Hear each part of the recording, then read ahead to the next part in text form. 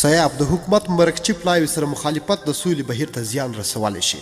د افغانستان پخوانی جهادي مشر عبدالرب رسول صاحب د طالبانو سره د خبرو لپاره د افغان حکومت لخوا د اعلان شوي پلاوي ملاتړ کړی او ویلي دي د دې پلاوي سره هر ډول مخالفت د سولې بهیر ته زیان رسولی شي.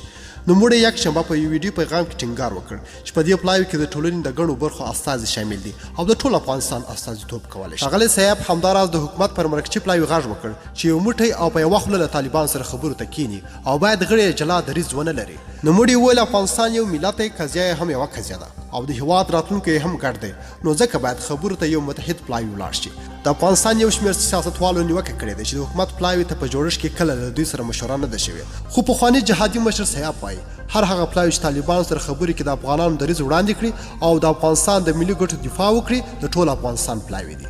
نوموړي وایي په دې برخه کې د نظر اختلاف او موضوع پیچلې کول بین الافغاني مذاکرات او د سولې بهیر ته زیان رسولی شي. ښاغلی صاحب په داسې وخت کې د افغانستان حکومت مرکچي پلاوي ملاتړ کوي چې د یکشنبې په ورځ د افغانستان د ملي امنیت سلاکار حمدالله محب سره کتلي دي. نوموړي پر خپل فیسبوک پاڼه لیکلي چې په دې کتنې کې له ښاغلي محب سره د هیواد په روانو حالاتو بحث او مشورې کړي دي. یادوي چې وسلوال طالبان هم د افغان حکومت پر مرکچي پلاوي نیوکې کړي دي او وایي چې دا پلاوي د ټول افغانستان استازیتوب نه کوي، خو افغان حکومت د یکشنبې په ورځ په ځواب کې وویل طالبان د نور پلمې نه لټوي او ګام دې واخلي.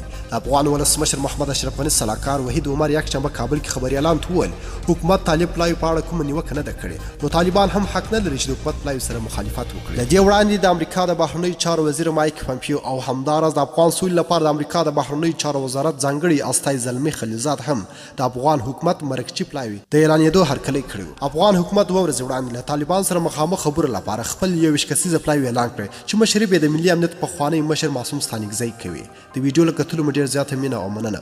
کوم دغه ویډیو خوښ شوی حتما یې درسره لایک او شیر کړئ. د لا ښایسته او په زړه پورې مطالبو لپاره زموږ چینل حتما سبسکرایب کړئ. تر بیا او بلې ویډیو د الله په امان.